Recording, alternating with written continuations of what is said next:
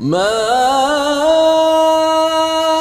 أصابك من حسنة فمن الله وما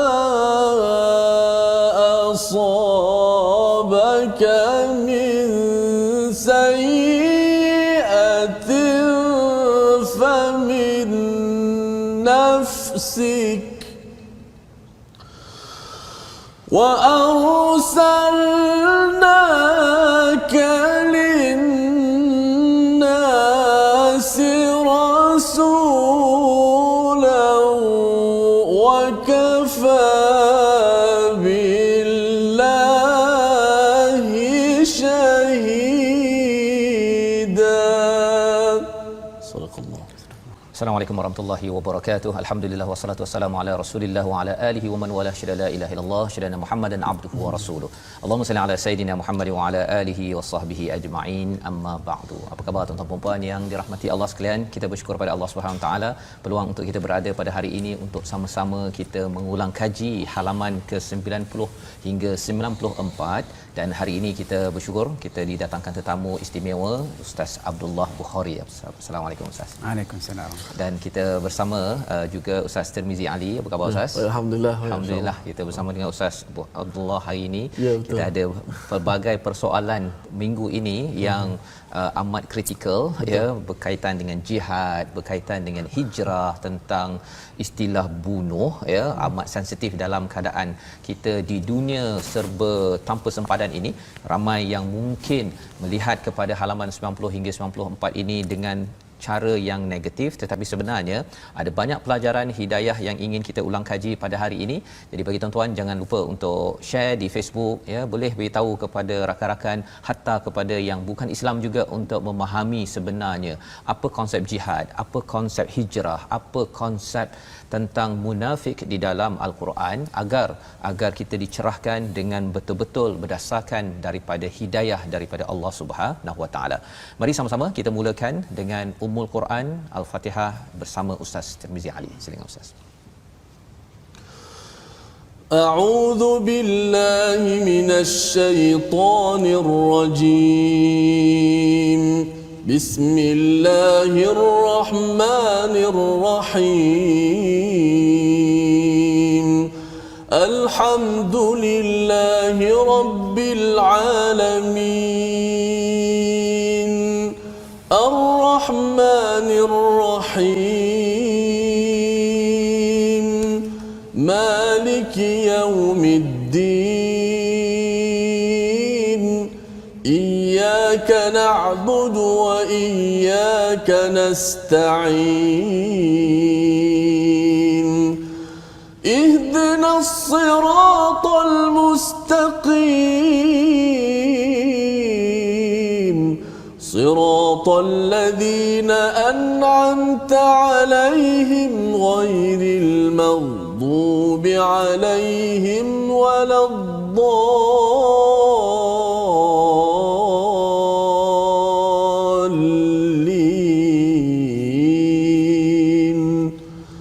آمين. Amin ya rabbal alamin. Begitulah bacaan Al-Fatihah sebentar tadi untuk mengingatkan kepada kita jalan orang-orang yang diberi nikmat adalah jalan yang kita mohon daripada Allah Subhanahu Wa Taala. Kita perlukan hidayah, kejelasan bagaimana untuk mendapat nikmat tersebut di kalangan para nabi, siddiqin, syuhada dan juga orang-orang yang soleh yang kita ingin jadi bersama dengan tuan-tuan yang berada di rumah. Kita ingin bersama dengan 4 golongan ini di akhirat nanti insya-Allah, dan perjuangan kita adalah di sini. Sebabnya pada hari ini kita ingin sama-sama melihat kalau Hamka dalam tafsirnya menceritakan tentang surah An-Nisa ada kaitan dengan surah Al-Maidah, ada kaitan dengan Al-Anfal dan juga At-Taubah, terutama bila bercakap tentang istilah jihad. Dan jihad ini adalah satu topik yang agak berat, ya, apatah lagi kita baru sahaja berada pada juz yang kelima, tetapi ia disampaikan untuk sama-sama kita faham adakah jihad ini kerana nak kuasa ataupun kerana nak menjajah semata-mata. Ini yang kita nak lihat pada halaman yang ke-90. Jadi sama-sama kita berbincang dengan Ustaz Abdullah Bukhari. Ustaz, ya. Jadi bercakap tentang halaman 90 ini tentang jihad. Ada istilah tuqatiluna fi fi sabilillah, ya, bukan sekadar fi sabilillah pada jalan Allah, tapi tuqatilun, ya, maksudnya bunuh, ya. Jadi kalau boleh ustaz ceritakan sikit, terutama kalau ayat 77 tu amat keras, ya, seruan tentang jihad, walaupun di hujung itu Allah kata Allah tidak menzalimi fatila ini kalau kat kurma tu ada kecil-kecil tu kan, macam sumbu ataupun dia punya serabut dia tu kecil, itu pun Allah tidak zalim. Tapi jihad ni bukan zalim ke? Silakan ustaz. Okey, terima kasih kepada Ustaz Fazrul. Saya terbizi, masya-Allah, terpesona dengan suara tadi. Dan sedang penonton dirahmati Allah sekalian. Perkataan jihad memang ialah sangat sensitif, dan kadang-kadang perkataan jihad ini dibawa dalam konotasi yang negatif. Tapi sebenarnya untuk kita faham ayat ni, kita kena faham mengikut konteks zaman Nabi. Dan ketika ayat ni turun pada zaman Nabi, surah An-Nisa, surah Al-Maidah, surah An-Nisa dan surah yang turun di Madinah, kita dapati umat Islam yang berasal daripada Mekah ditindas. Lalu mereka berhijrah ke Madinah. Kenapa mereka ditindas? Semata-mata kerana agama mereka. Kerana akidah. Bukan mereka kacau orang ke atau buat silap dan sebagainya. Dan jihad ni kalau bahasa mudah, dia sebenarnya sangat sesuai dengan fitrah manusia apabila ditindas. Jadi umat Islam ketika zaman ayat ni turun, di Mekah mereka ditindas sehingga ada yang mati dibunuh. Apa kesalahan mereka? Semata-mata kerana mengatakan Allah Tuhan yang satu. Hijrah ke Madinah, lepas hijrah ke Madinah tak habis lagi penindasan itu. Diserbu, diserang dan sebagainya. Jadi kita kata jihad ini bukan semata-mata untuk nak luaskan wilayah, bukan semata-mata nak tambah kuasa, tetapi dia yang pertama sekali untuk membela diri apabila ditindas. Dan dengan jihad ini juga kalau kita perhatikan, keadilan Islam itu disebarluaskan. Sebab ini antara perkara yang jarang orang perasan lah. Kenapa perluasan wilayah Islam bermula pada zaman Nabi, seterus zaman Khulafa' Ar-Rashidin, kita katakan agak mudah berlaku. Sebab tentera Arab ataupun para sahabat Nabi, tentera orang Islam ni, bila pergi ke wilayah-wilayah untuk membuka wilayah baru, buka lembaran baru, mereka mendapat sokongan penduduk tempatan. Sebab penduduk tempatan yang dah lama dijajah oleh kuasa-kuasa Rom, Farsi dan sebagainya, mereka dikenakan cukai, dikenakan penindasan dan sebagainya. Jadi bila mereka dah ada reputasi yang baik mengenai Islam itu sendiri, bila tentera Islam tu datang, mereka melihat ini harapan baru. Sebab ini orang Arab yang mana agama mereka ada etika jihad. Jelas Nabi kata jangan bunuh kanak-kanak, wanita, jangan bunuh orang beribadat, jangan patahkan pokok-pokok dan sebagainya. Itu antara hikmah kenapa jihad disyariatkan dalam Islam. Jadi di situ dapat disimpulkan sebenarnya jihad di dalam Islam ini bukanlah jihad ataupun pergi ke negara lain untuk menindas orang lain, Ustaz, ya, tetapi sebenarnya memperjuangkan orang-orang yang ditindas di tempat itu. Maka bila katakan ada kuasa lain yang mereka menguasai, berkuasa, mereka tidak kisah ambil harta, menindas orang miskin, wanita, anak-anak. Rupa-rupanya bila Islam datang, ya, Islam bukan sekadar pergi ke situ untuk mengambil harta orang, tetapi sebenarnya memperjuangkan, malah itu disiplin yang amat detail ataupun penuh terperinci di dalam Al-Quran, dalam bercakap tentang kebenaran perang, ya, berita-berita yang disampaikan, dan kemudian etika-etika ketika perang, Ustaz, ya. Jadi itu yang kita lihat kalau kita melihat pada halaman yang ke-91 itu ada perkara yang menarik, ya, sebagai ulang kaji kita pada hari ini, iaitu masih lagi berkaitan dengan jihad, ya. Jihad ini asasnya maksudnya bersungguh-sungguh. Bila istilah yuqatilun itu barulah bunuh. Jadi jihad ini luas, Ustaz, ya. Betul. Tapi kalau spesifiknya, kalau perang itu yuqatilun, membunuh. Dalam halaman yang ke-91 ni ada diceritakan tentang integriti berita, ya, kebenaran berita yang disampaikan untuk perang ataupun tidak perang. Tidak boleh sekadar kita dapat sesuatu berita, kita main forward sahaja, dan itu menyebabkan kegawatan ataupun porak-poranda di dalam sesuatu negara ataupun negeri. Jadi dalam keadaan begini, ya, muka surat ini ada perkara yang menarik, ada ayat ke-82, Ustaz, ya. Tiba-tiba muncul afala yatadabbarunal Quran walau kana min 'indi ghairillah lawajadu fihi ikhtilafan katsira. Ya, mengapa kamu tidak tadabbur? Ingatkan ayat tadabbur ni pergi pada surah-surah yang mungkin cerita pasal Quran, surah Al-Isra mungkin, ya, tapi muncul pada surah An-Nisa topiknya berkaitan dengan taat pada Allah, taat pada Rasul dan bercakap tentang jihad fi sabilillah. Jadi nak minta kepada Ustaz Tirmizi dahulu mendengarkan bacaan satu ayat daripada ayat yang ke-82 itu, ayat yang saya baca tadi, tapi bacaan yang special lah daripada Ustaz. Sebelum kita nak melihat apa kaitan dengan perang, disiplin sebagai orang yang beriman. Silakan Ustaz. Auzubillahi minasyaitonirrajim. Afala yatadabbaruna al-Qur'an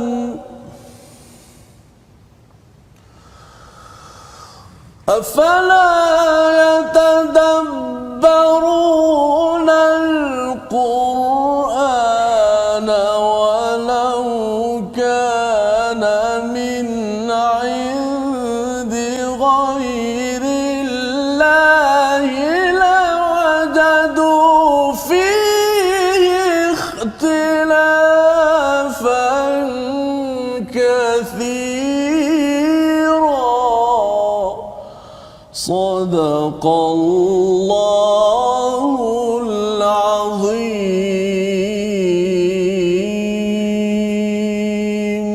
Maka tidakkah mereka menghayati, mendalami, mentadabbur Al-Quran? Sekiranya Al-Quran itu bukan datang daripada Allah, pastilah mereka menemukan banyak hal yang bertentangan di dalamnya. Dan selepas ayat ini Allah menyatakan, dan apabila sampai pada mereka suatu berita tentang keamanan ataupun ketakutan, mereka langsung menyebarkan, padahal mereka sepatutnya apabila mereka menyerahkan kepada Rasul dan ulil amri di antara mereka, sudah tentu orang yang ingin mengetahui kebenaran akan mengetahui secara rasmi daripada mereka. Jadi Al-Quran dan juga tentang berita aman tidak aman ini, kalau Ustaz boleh cerahkan apa yang berlaku sebenarnya di sebalik ayat ini, sila. Okey, menurut sekali kita ingat Al-Quran ni, kita jangan ingat cuma sebuah kitab bacaan biasa. Dia mengandungi panduan hidup manusia secara lebih menyeluruh dan juga holistik. Lepas tu, bila kita dalami Al-Quran, antara perkara yang ditekankan oleh Al-Quran seperti kita bincang tadi, konsep jihad. Konsep jihad yang sebetulnya macam mana, ada etika dan sebagainya. Lepas tu disebut, kalau Al-Quran ini datang bukan daripada Allah, mungkin ciptaan manusia, dia ada contradiction, percanggahan. Contohnya, satu tempat disebut jihad ini untuk tujuan ini, tempat lain mungkin bercanggah. Tapi kalau kita perhatikan ayat-ayat berkaitan dengan jihad dalam Al-Quran, dia tidak bercanggah. Antara contoh, kita buka lah beberapa ayat, bila sebut jihad biasa dimulai dengan harta, jiwa raga. Betul. Konsisten, harta, jiwa raga, bukan kata jiwa raga harta. Itu antara contoh. Kemudian etika dalam jihad pun disebut oleh Al-Quran dan sebagainya. Jadi apa kaitan dengan ayat selepas tu? Sebab saya katakan tadi, bila kita tadabbur Al-Quran, kita akan melihat Al-Quran dia bawa satu pengajaran yang cukup menyeluruh, merangkumi semua perkara termasuklah jihad. Dan antara perkara yang perlu ditekankan dalam aspek jihad ini adalah penyebaran berita palsu. Macam kita kata perang saraf lah. Perang saraf. Kadang-kadang ayat ini dia ada beberapa makna lah. Allah kata, idza ja'ahum amrun minal amni, bila datang kepada mereka berita daripada keamanan, awil khaufi ataupun ketakutan, yang empat takut tu. Yang empat takut tu ceritanya orang munafik Madinah ni dia cuba berbagai cara untuk menimbulkan kegusaran umat Islam. Jadi katakanlah Nabi menghantar misi ketenteraan untuk pergi satu tempat. Belum dapat berita, mereka dah cuba sebarkan berita mengatakan misi ketenteraan itu mati, dibunuh, mengalami kekalahan dan sebagainya. Jadi mesej-mesej ini telah menyebabkan kegusaran, kerisauan dalam kalangan umat Islam. Betul. Jadi Allah Ta'ala turun ke ayat macam ni, Allah Ta'ala kata, kamu yang berpegang pada Al-Quran, Al-Quran itu benar daripada Allah, kamu kena patuhi etika-etika yang diajarkan oleh Al-Quran yang ada dalam berbagai tempat. Lepas tu ayat ni juga sebenarnya cerita mengenai khabar angin ni. Khabar angin yang kononnya Nabi telah menceraikan isteri baginda. Cerita dia sebab Nabi mengasingkan diri, tak jumpa isteri baginda selama sebulan. Ada kes lah, kes rumah tangga. Ini satu tarbiyah Rasulullah kepada isteri-isteri baginda. Kemudian bila Sayyidina Umar sampai ke Masjid Nabawi, orang tengah duk usah ni, Sayyidina Umar dengar ada orang bercerita, macam gosip lah, dekat dengan mimbar Masjid Nabawi, Rasulullah telah menceraikan isteri baginda.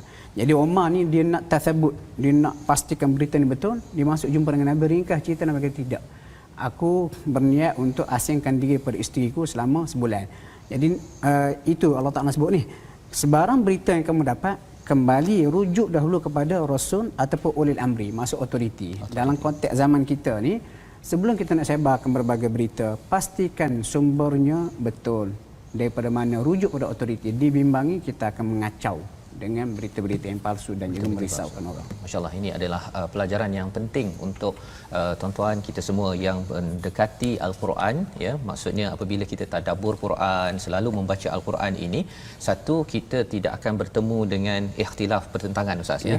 Dan kesannya di dalam kehidupan kita ialah kita pun tidak akan mengambil berita tanpa asal usul. Betul. Ya, menyerahkan, semak dahulu, kerana itulah juga yang ada di dalam Al-Quran. Kita semak betul-betul dan kita ambil daripada sumber yang betul.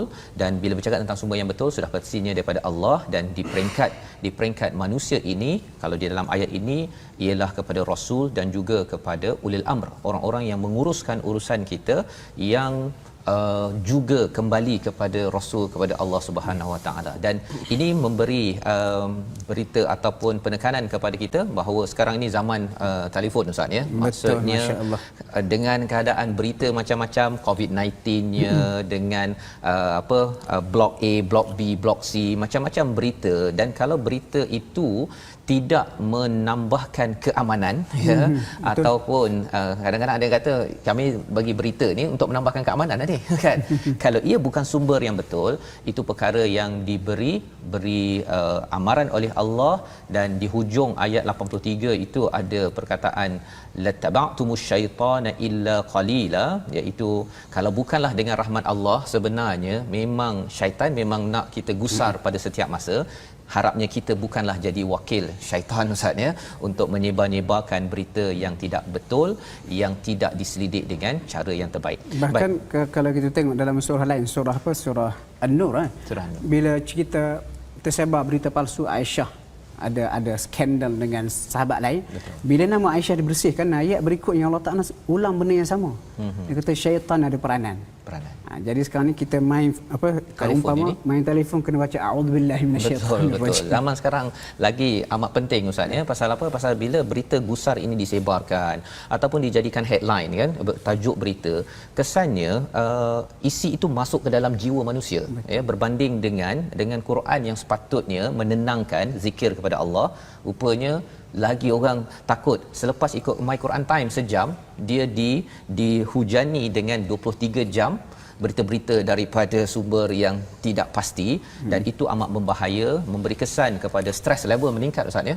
Memberi kesan. Pasal apa? Pasal tidak dapat ketenangan daripada sumber Allah dan sumber yang benar. Jadi ini pelajaran yang kita kena ambil sebelum Allah bawakan pada ayat 84 itu, harridil mu'minin, maksudnya sila berikan, kobarkan semangat untuk berjihad, tapi berjihad macam mana pun mesti dengan berita yang betul, dengan diselidik perkara yang sama. Baik. Jadi ini adalah panduan daripada halaman 91. Dan di hujung itu, Ustaz, ya, ada cerita tentang sedikit tentang huyitum bitahiyatin fahayyu bi ahsana minha aw rudduha, ya, tentang salam. Sikitlah kalau Ustaz boleh sentuh 1 minit. Di hujung itu mengapa tiba-tiba pula ada cerita pasal salam pula di sini? Dia kita kata dalam musuh ni ada dua jenis. Ada yang dikatakan kafir harbi, ada yang kata kafir dhimmi, ataupun kita katakan kenapa diucapkan salam. Salam itu bukan seolah nak mengatakan Islam bukan perang je kerja dia. Islam ada kedamaian. Dan antara bukti kedamaian bila kita jumpa orang, kita bagi salam. Dan salam ni pun antara benda yang paling awal dibawa oleh Rasulullah ketika baginda hijrah ke Madinah. Maksudnya salam diduduk sekali dengan cerita pasal jihad, nak menyatakan Islam bukan kerja nak jihad aja. Betul. Ada benda yang kita cerita keselamatan, keamanan, kedamaian dan sebagainya. Dan jihad kita pun nak menuju kepada kedamaian. Bukannya betul, untuk kita perang dan lepas perang lagi dan perang. Bukan itu. Kerana kalau perlu perang, itu adalah solusi akhir. Kalau cara baik tak dapat selamat, kita kena guna cara yang sedikit tegas, namanya adalah jihad. Jadi ini kalau boleh Ustaz Tirmizi bacakan ayat 86 ini sebagai tanda kita kena banyak-banyak sebarkan salam. Di sini bukan sekadar assalamualaikum sahaja, tetapi bila digunakan perkataan bitahiyatin itu apa-apa sahaja yang menghidupkan, menghormatkan good morning pun, Ustaz, ya, asalkan ia membawa kepada keamanan. Sama-sama, Ustaz. Baik, kita baca ayat 86 Ustaz. Satu ayat nak ceritanya sambung tadi tu. Kalau baca Al-Quran pun kita sunatkan setengah kata wajib membaca auzubillah. Ustaz kata pegang handphone lagi-lagilah kena baca auzubillah. Baca Quran ni, kalau kita kata Quran ni kalamullah. Kena baca auzubillah. Fa idza qara'tal Quran, nak baca Quran terlebih dahulu baca auzubillah. So bacalah auzubillah, auzubillahi minasyaitonir rajim.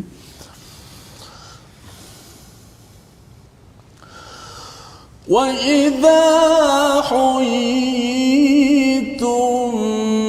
بِتَحِيَّةٍ فَحَيُّوا بِأَحْسَنَ مِنْهَا أَوْ رُدُّوهَا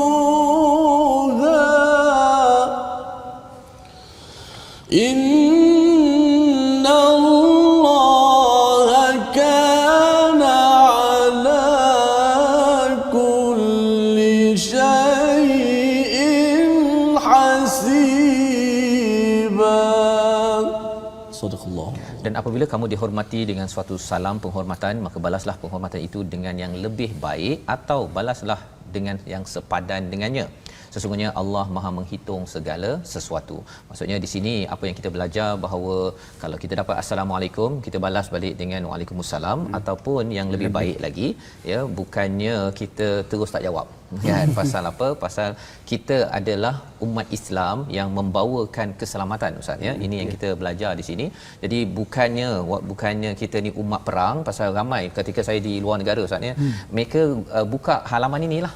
Dia kata inilah bukti bahawa sebenarnya Muslim are terrorist. Ya, dan pada waktu tu pasal saya pun tak tadabbur Quran, tak pandai lagi belajarlah sikit-sikit bahasa Arab. Jam Ustaz tak boleh nak jawab. Kan dia kata so bila tak dapat jawab itu, saya pun rasa memang Islam bukan teroris, tapi tak boleh nak jawab macam mana. Jadi alhamdulillah dengan penekanan ataupun penjelasan ustaz sebentar tadi, dan juga ada ayat pasal tahiyyah ini, ya, tentang salam ini menegaskan lagi. Malah selepas ini ada lagi ayat-ayat kontroversi, ustaz, ya, yang kita ingin lihat bersama. Mungkin ustaz, kalau katakan ada orang tanya pada ustaz, Islam ini agama teroris, ya, dengan ayat-ayat ini, macam mana ustaz menyimpulkannya agar mudah bagi saya ke ada pelajar-pelajar keluar negara bila ditanya tu adalah sedikit jawapan. Sila Ustaz. Okey, saya boleh katakan pertama sekali kena faham dulu ayat dalam Quran yang cerita berperang itu ketika situasi perang berhadapan dengan kafir harbi. Dan kita kena faham kafir harbi lain, status dia kafir dhimmi lain. Bahkan kafir dhimmi ni kafir yang Nabi tak benar kita apa-apakan mereka, mempunyai hak dalam sebuah negara Islam. Ayat-ayat hak cerita pasal perang ni semuanya refer pada kafir harbi. Jadi kena faham konteks tu. Jadi itu bezanya, ya. Kafir harbi, kafir yang memang nak menyerang kita. Betul. Itulah kandungan daripada halaman 92. Tetapi ada kafir yang dia ada perjanjian, Ustaz, ya, istilahnya mithaq di dalam ayat 90. Kalau tuan-tuan lihat, mungkin Ustaz Tarmizi akan baca sebentar lagi, ya. Ayat ini menjelaskan kalau mereka berjanji dan mereka ini tidak akan berperang, maksudnya Allah kata fama ja'alallahu lakum alaihim sabila, jangan cari pasal dengan mereka. Malah dalam sejarah umat Islam sebenarnya kafir zimmi ini yang berjanji ikut peraturan ini, mereka memang aman damai mengamalkan agama mereka, mendapat hak sebagai warga negara, Jadi silakan Ustaz Tirmizi ayat yang ke-90 untuk kita dengar bersama, kerana ini ayat yang penting untuk tuan-tuan. Kalau ada orang tanya bahawa sebenarnya betul ke kita ni jumpa saja orang kafir kena bunuh, ini ayatnya bahawa bukan. Silakan. Baca. Ya. Ayat ke-90 Ustaz. Ya. A'udzu billahi minasy syaithanir rajim. إلا الذين يصلون إلى قوم بينكم وبينهم ميثاق أو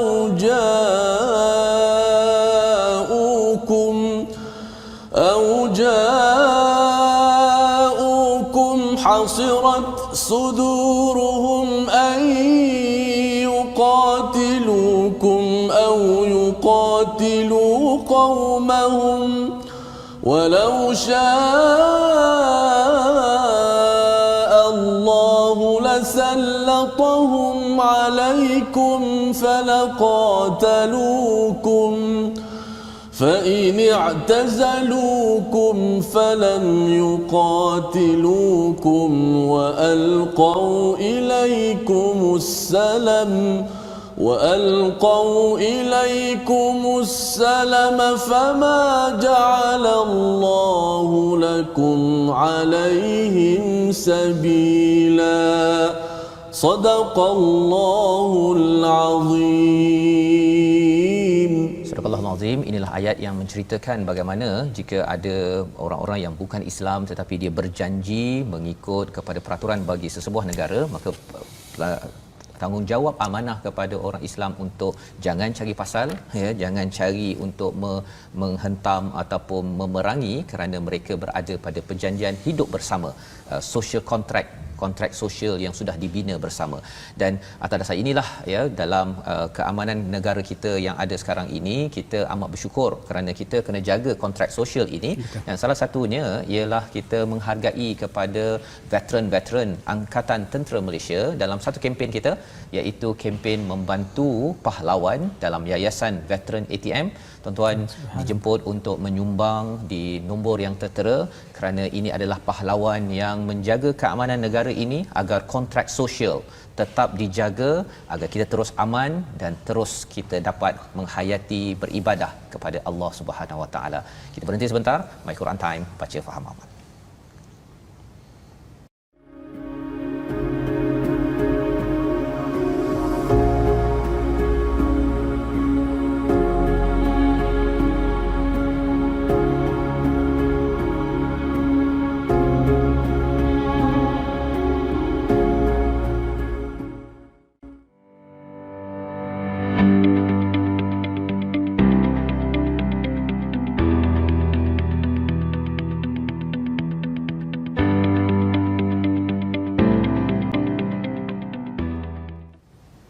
أفلا يتدبرون القرآن.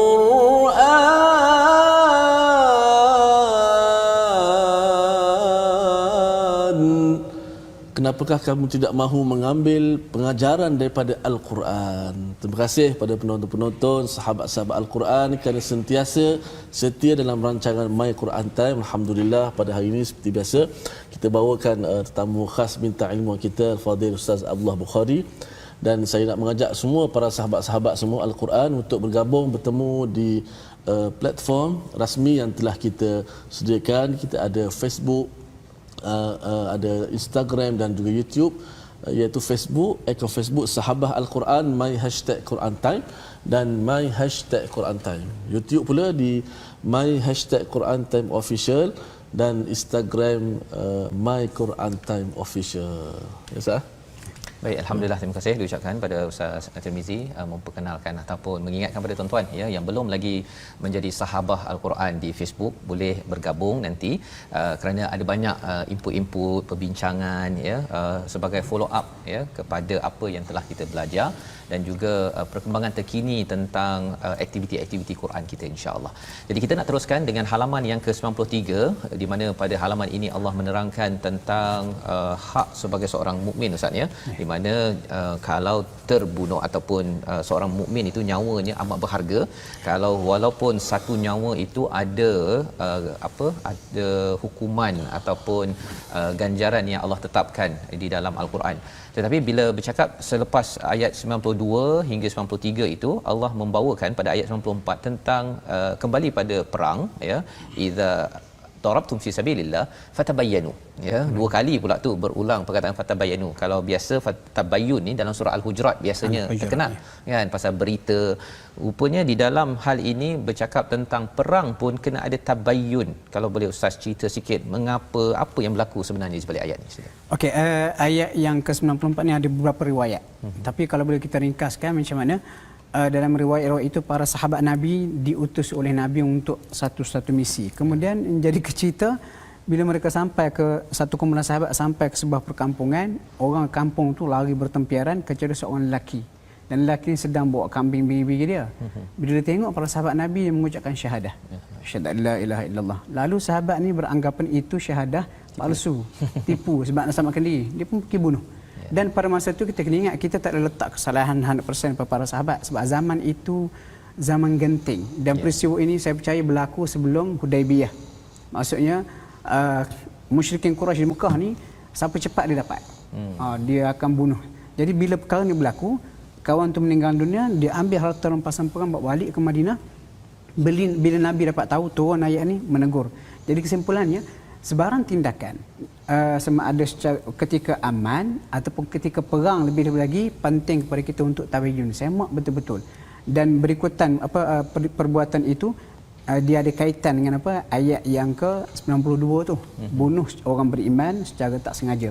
Tak boleh dibiarkan begitu saja, perlu ada ganti rugi dietnya, sama ada merdekakan hamba atau membayar ganti rugi kepada ahli waris dan sebagainya. Tapi kesimpulannya tabayyun itu perlu kita amalkan ketika tenang dan juga ketika perang. Masya-Allah, itu penerangan mengapa penting sangat etika sebenarnya Ustaz ya. Nilai di dalam Al-Quran dalam Islam ini ialah waktu aman tabayyun, waktu nak berperang ni orang dah depan bawa kambing bersyahadah pun kena tabayyun juga. Subhanallah, ini adalah satu disiplin yang penting. Dan kalau kita bercakap tentang tabayyun ini, fatabayyanu ini, Hamka menerangkan, menjelaskan tentang pentingnya jabatan perisik. Sampai tahap begitu beliau mengaitkan dengan ayat ini. Kerana apa? Kerana kalau tidak ada jabatan perisik yang mengkaji tentang, dia bukan sekadar awak ni Islam ke tak Islam ke begitu kan, dia kena tengok pada jabatan pendaftaran bila dia masuk Islamnya. Perkara-perkara itu, sistem mengkaji dan menentukan fakta itu perlu ada pada sesebuah negara, negeri, apatah lagi kalau kita bercakap tentang keluarga kita pun Ustaz ya. Bukannya kalau dia macam di rumah lah, kadang-kadang anak tu bergaduh ya, yang si adiknya menangis bila ayah masuk rumah kan, itu politik dalam rumah kan. Kalau katakan tidak tabayun betul-betul, nampak nangis saja, yang ini mesti yang kena, yang menyorok belakang pintu ini yang bersalah.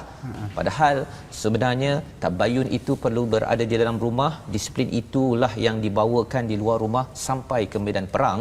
Ini pelajaran yang amat mantap daripada Allah Subhanahu Wa Taala. Allah menyatakan famanallahu alaikum fatabayyanu ya. Walaupun mungkin kadang-kadang ada yang kata, Allah menyatakan kat sini, kamu ni nakkan arad hayatid dunya, nakkan dunia ya. Allah nampak harta rampasan perang dipegang oleh lelaki tadi kan. Jadi Allah mengingatkan jangan sampai walaupun niat jihad, tetapi masih lagi Allah mengecam pada bahagian ini. Allah kata bahawa ada harta yang lebih banyak di sisi Allah, dan lebih daripada itu famanallahu alaikum, Allah menggunakan nikmat iman itulah yang perlu dihargai. Dan daripada iman ini kita tabayun pada semua perkara, pasal yang paling tahu adalah Allah bima kanu bima ta'maluna khabira. Jadi ini ada kaedah dipanggil apa? Nahkum bidzawahir wallahu yatawalla as-sarair. Kita melihat yang zahir, Allah yang ambil kira apa di dalam hati. Kita tak boleh kata mungkin dia ni kafir, syahadah dan sebagainya. Jadi ini kaedah yang penting. Dan kalau kait dengan zaman sekarang Ustaz ya, kadang-kadang orang kalau berbeza kumpulan, dia akan cakap orang ni dah lain kan. Kalau kumpulan saya okey kan. Padahal Ustaz maklumkan tadi bizawariha kan, dengan luarnya sahaja kita dapat membina ataupun membuat kesimpulan. Jangan diseluk sampai ke dalam hati, pasal Allah sahaja yang tahu. Baik. Jadi kita berpindah kepada halaman akhir, halaman yang ke-94, di mana kita ingin melihat kepada ayat ke-97. Allah mengingatkan tentang satu perkara yang penting. Orang yang perlu berhijrah, kalau tidak berhijrah, ada jahannam wasa'at masira. Ayat 97 ini amat-amat tegas amarannya. Padahal bukankah kalau nak hijrah, kalau tak nak tu tak boleh ke? Ustaz, tolong cerahkan sikit Ustaz ayat 97 ni. Dia macam ni, hijrah pada zaman Nabi daripada Mekah ke Madinah adalah satu arahan wajib. Bukti arahan wajib, pihak-pihak yang ada kemampuan pada ayat yang ke-97 tapi tidak berhijrah diberi ancaman jahannam dan juga sa'at masira. Jadi kalau kita kata kalau benda tu tidak wajib, kenapa tak berhijrah? Boleh menyebabkan apa?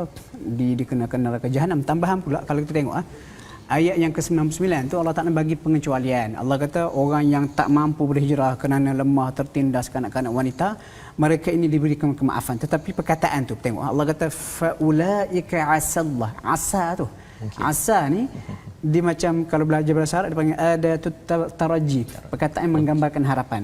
Kalau yang tak mampu ni pun Allah kata mereka ini mudah-mudahan Allah Taala ampunkan dosa.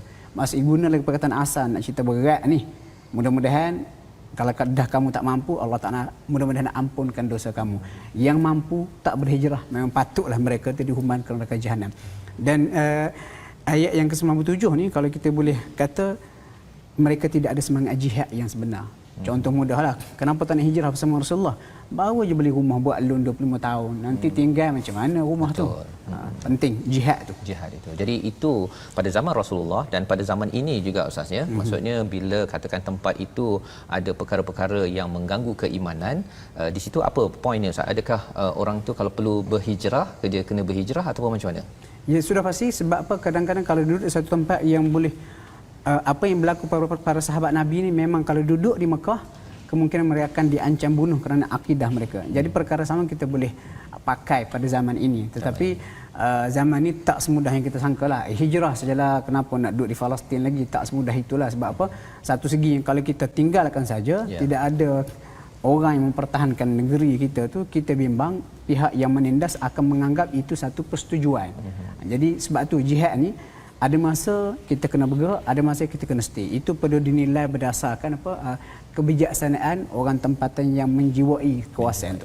Jadi itu perkara pentinglah juga Ustaz ya. Maksudnya lebih bagus perkara ini didiskusikan dengan imam, dengan pemerintah di kawasan tempatan. Kerana apa? Kalau tidak dia akan cakap saya rasa macam dekat Malaysia ni banyak maksiat, nasi nak pindah ke Mekah kan. Jadi semua orang pindah ke Mekah kan. Rupa-rupanya siapa yang nak menjaga negara ini? Ataupun kalau ada yang kata bahawa saya rasa kawasan ini kurang ada banyak dosa kan, dia pindah, dia pilih je kan. Jadi akhirnya tidak ada perjuangan jihad itu tadi. Jadi ini perlu dibincangkan dan secara ringkas pada halaman 90 hingga 94 ini pasal jihad, hijrah. Dia bukan dibuat sembrono sorang-sorang Ustaz ya. Betul. Apa nasihat Ustaz kepada penonton bila memahami ayat ataupun halaman 90 hingga 94 ini? Saya boleh katakan macam ni, sebarang ayat Al-Quran yang kita nak bincang, kita kena faham mengikut konteks. Menurut konteks zaman. Kenapa ayat ni turun pada zaman Nabi? Faham, tengok situasi itu, barulah kita bawa kepada zaman kita. Walaupun begitu, kita perlu juga kepada pandangan-pandangan orang ulama pada zaman moden, melihat sesuai ataupun tidak. Konteks itu dibaca mengikut satu sudut begitu sahaja. Dia perlu lihat pada konteks masa. Dan tambahan pula sekarang ni, Islam ni kita kata diserang daripada segenap penjuru. Kadang-kadang bukan kita nak merendahkan izzah kemuliaan Islam, tetapi kita tak mahu kesilapan kita membawa agenda jihad ni menyebabkan Islam tu semakin terfitnah. Bukan sekat kita, mungkin tempat kita tak ada isu lah. Kita memang negara-negara yang mana umat Islam ni sebagai minoriti akan terkena tempias-tempias sikap kita yang tidak bertanggungjawab, yang konon nak memperjuangkan jihad tetapi salah konteks. Itu kita kena tengok collateral damage yang mungkin berlaku pada tempat lain. Macam contoh, kalau saya bagi contoh cerita dulu satu masa di Afghanistan bila Taliban berkuasa, dia letupkan patung. Dan antara ulama yang mencegah ataupun menegur, dia kata adalah Yusuf Qaradawi. Sebab apa? Dia kata memang patung itu kita tak disimpan, tetapi masalahnya collateral damage, kemusnahan sampingan. Muslim minoriti di negara-negara kita kata Hindu ataupun Buddha ni mungkin akan terancam ataupun mendapat masalah. Jadi maksudnya jangan sembrono, perlu melihat pada konteks dan juga rujuklah ahli, rujuk pakar. Itu nasihat yang penting ya, maksudnya merujuk kepada ahli, pada pakar yang ada ilmu dalam memahami ini. Kita boleh baca, kita tadabbur ayat ini, tapi bila kita dah mula mengambil hukum ya, membuat perubahan-perubahan ini, kita kalau boleh dapatkan kejelasan yang lebih tepat ya. My Quran Time sebagai pengenalan bahawa ada ayat Quran ini, tapi lepas itu kita pergi jumpa imam, jumpa dengan ustaz, jumpa dengan pakar, agar ketika kita berhijrah, hijrah kita itu ada sistem yang mantap atas dasar iman. Bukan sekadar ada cerita Ustaz ni yang semangat berjihad ini datang daripada pelajar di selatan, naik motor cabuk kapcai sampai ke sempadan Thailand, kena tahan. Rupanya pasport tak buat lagi kan. Jadi patah balik. Jadi semangat jihad ya, semangat hijrah, tetapi perlu menggunakan law of the land ya. Maksudnya peraturan sesuatu negara itu perlu dihormati. Jangan sampai kita terkandas dalam usaha untuk pergi ke syurga kerana tidak memahami kepada konteks semasa. Jadi ini yang kita nak lihat pada satu lagi ayat, pada ayat 100 kalau boleh Ustaz Tirmizi. Ustaz, kita membaca ayat ini kerana memberi semangat kepada kita hijrah penting dan kita kena memahami hijrah itu dalam konteks yang sebenarnya dalam ayat ini. Silakan. Baik. A'udzubillahi minasyaitanir rajim. ومن يهاجر في سبيل الله يجد في الأرض مراغما كثيرا وسعة ومن يخرج من بيته مهاجرا إلى الله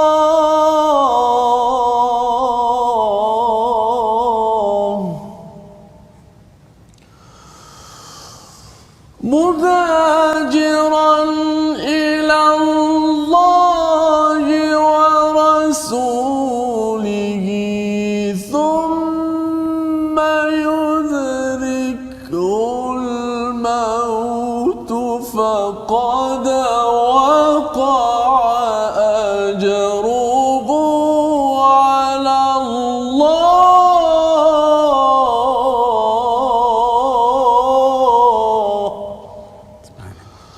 وكان الله غفورا رحيما. Sadaqallahul azim. Dan barang siapa berhijrah di jalan Allah, niscaya mereka akan mendapati di bumi ini tempat hijrah yang luas dan rezeki yang banyak. Barang siapa keluar daripada rumahnya dengan maksud berhijrah kerana Allah dan Rasulnya, kemudian kematian menimpanya sebelum sampai ke tempat yang dituju, maka sesungguhnya pahalanya telah ditetapkan di sisi Allah dan Allah Maha Pengampun lagi Maha Penyayang. Jadi ini adalah ayat 100 ya. Halaman ke-94 ini bercerita pasal hijrah, siapa yang duduk sahaja tanpa ada halangan. Allah memberi ancaman ya, seperti mana yang Ustaz maklumkan tadi, sampaikan ada jahannam wa sa'at masira. Ini pada zaman Nabi sallallahu alaihi wasallam. Cuma bila ayat 100 ini Ustaz, biasanya pada ma'al hijrah. Tahun baru biasanya mesti ada penceramah baca ayat ini. Ayat ni keluar. Ayat ni keluar. Jadi hari ni nak mintalah Ustaz jelaskan sikit. Saya ni kena keluar ke ni? Kan? Dah keluar daripada penceramah ataupun penceramah pun kadang-kadang pasal ada hijrah je lah kan, pasal ma'al hijrah. Tapi apa sebenarnya yang perlu kita buat pada zaman sekarang, ataupun kita sekadar dengar cerita hijrah sahaja? Sila Ustaz. Hijrah ni kalau secara literalnya pindah tempat. Pindah tempat. Contoh saya duduk sini, pindah ke sana, hijrah lah. Tetapi hijrah dalam erti kata Islam, hijrah daripada keburukan kepada kebaikan. Kebaikan kepada yang lebih baik. Lepas tu selepas pembukaan kota Mekah, Nabi kata tak ada lagi dah hijrah. Dalam konteks zaman tu, yang ada adalah hijrah ataupun kita kata jiwa daripada kejahatan, keburukan kepada kebaikan. Ayat ni sebenarnya applicable lah, ataupun terpakai kepada semua. Contoh mudah. Sebelum ni dia tak pakai tudung. Ya. Lepas tu dia dapat kesedaran, dia pun berhijrah pakai tudung. Dan of course bila sudah pasti bila nak hijrah, buat sesuatu yang baru perlu kepada semangat jihad yang kuat. Sebab apa? Macam-macam lah, bila dah nak pakai tudung orang kata dah jadi ustazah dah sekarang, lalu tak tahan mental, balik kepada asal hijrah. Kemudian perhati dah, ayat ini sebenarnya dia cerita mengenai elemen niat. Elemen niat. Allah kata siapa yang keluar, wa man yakhruj min baitihi muhajiran ila Allah. Siapa yang keluar dengan niat untuk hijrah, kemudian dia mati di tengah jalan. Ada cerita, saya pernah baca sahabat Nabi ni, dia agak uzur, dibawa keluar sampai tengah jalan makin teruk sakitnya, dia kata biar kata keluarkan aku daripada negeri yang penduduknya zalim ini, bawa aku per Rasulullah. Akhirnya meninggal dunia di tengah jalan. Tetapi pahala patut Allah Ta'ala turunkan ayat ni, pahala itu dah dijamin. Sebab tu saya selalulah ada kita hafal Quran, alhamdulillah. Ustaz Tamizi pun hafal Quran. Kita didatangi oleh orang yang minat nak hafal Quran tapi usia dah lanjut. Macam mana Ustaz? Saya ni dah 50, saya nak hafal Quran. Lepas tu saya kata apa? Saya baca ayat ni. Niat tu kena ada. Ya Allah, aku niat nak hafal Quran. Walaupun mungkin setahun dia dapat satu muka surat. Niat tu dah ada, katakanlah baru hafal sampai juzuk 1, dia ambil nyawa oleh Allah. Tetapi Allah Ta'ala anggap dia itu sebagai orang yang dah hafiz Al-Quran. Masya-Allah, masya-Allah. Sebab tu apa? Cerita pasal hijrah ni penting niat tu untuk kebaikan di samping kita laksanakan niat itu. Masya-Allah. Ending dia Allah Taala akan terima insya-Allah. Dan niat itu untuk berhijrah tu tak semestinya tunggu ma'al hijrah Ustaz ya. Betul. Itu penting tu ya, pasal kadang-kadang tunggu ma'al hijrah lepas tu terlupa niat tersebut, azam tahun baru. Dan ini pelajaran yang memberi semangat ya dengan kisah Ustaz maklumkan tadi. Dan juga ini ada kaitan dengan Pak Mail lah Ustaz ya. Masa kami ke Keluang sebelum ini, Pak Mail tu dia berniaga cekodok tu, jemput-jemput tersebut. Jadi dia kata dia minta pada Allah, dia doa lah, dia minta kalau boleh umurnya sampai habis My Quran Time. Maksudnya sampai halaman 604 sempat tadabbur 30 juzuk. Lepas tu Allah nak panggil lah. Kan. Jadi doa dia itu lebih kurang macam Ustaz cakap tadi lah. Semangat niat untuk berhijrah, untuk mendalami Al-Quran, untuk hafaz Quran atau apa-apa saja. Ya, nak bertudung, nak solat dan sebagainya, ini adalah satu perkara yang perlu kita hidupkan berdasarkan kepada ayat yang ke-100 ini Ustaz ya. Dan selepas ayat yang ke-100 ini ada cerita tentang solat qasar. Kan. Ini nak pergi berjihad ni ya. Wa idza darabtum fil ard kena qasar. Jadi ada kaitan ke ayat 100 dengan ayat 101 ni Ustaz? Kalau boleh ceritakan. Sudah pastilah, sebab apa? Dia dalam lingkungan jihad dan bila keluar tu perlukan satu perjuangan mental dan sebagainya.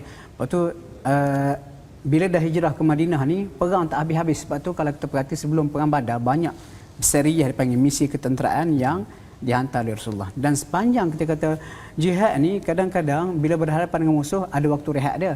Nak semayang, takut musuh serang. Betul. Jadi pada masa itu Allah Ta'ala turunkan ayat ni memberi rukhsah, kelonggaran. Bila kita musafir jihad, asalnya musafir jihad semayang boleh dipendekkan. Lepas tu ulama bincanglah, kalau tengok literal ayat ni seolah-olah menunjukkan ketika berperang saja kena kuasa semayang. Tetapi ulama tafsir, ulama hadis dan para ulama sepakat mengatakan walaupun ialah sebab asal ayat ini turun untuk memudahkan umat Islam ketika berhadapan dengan musuh yang mungkin menyerang, hukum qasar solat itu kekal sampai kiamat. Ini sebagai satu hadiah daripada Allah. Kerana Allah Taala tahu kita menghadapi kesusahan bila kita musafir dan sebagainya. Masya-Allah. Jadi ini hadiah ketika dalam perjuangan ini tadi. Dan kalau katakan tadi Ustaz cakap mungkin ini perang pada zaman Rasulullah.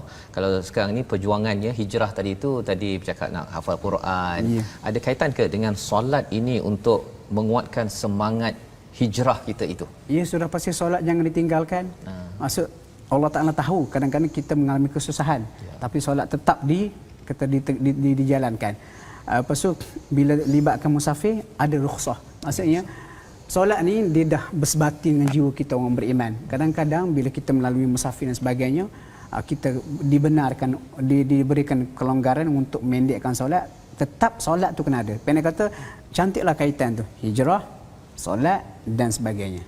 Walaupun kita nak hijrah macam mana sekalipun, solat mesti dijaga. Maksudnya solat ini sebagai talian hayat lah Ustaznya, untuk memastikan kadang-kadang semangat kita akan jatuh ketika kita nak berjuang ini ya, apa-apa saja hijrah yang kita ingin, perubahan yang kita ingin laksanakan, tetapi pastinya Allah menyatakan solat ini penting hatta waktu perang pun ya, waktu yang rasanya tolonglah bagi rusah tak payah solat nanti kotak ke apa sebagainya, tapi ia amat penting kerana itu talian penting antara seorang hamba dengan penciptanya.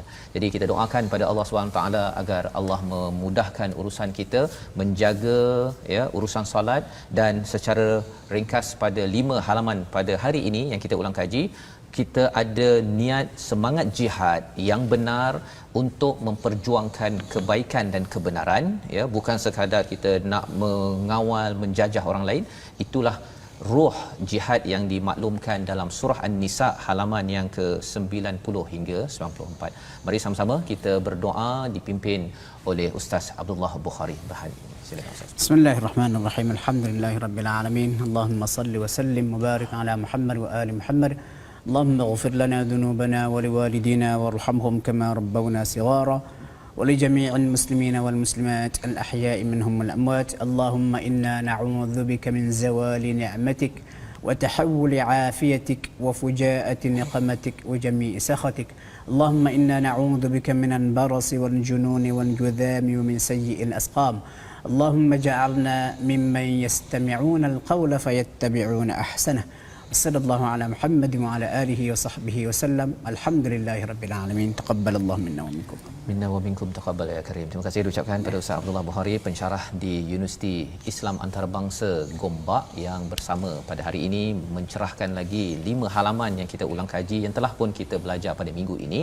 Kita doakan agar semangat kita, iman, jihad dan juga hijrah ini adalah semangat yang kita faham dengan fakta, dengan sumber yang betul, bukannya sembrono Ustaz ya. Ini perkara penting dan inilah kesedaran yang kita ingin sebarkan dalam platform Wakaf untuk Ummah.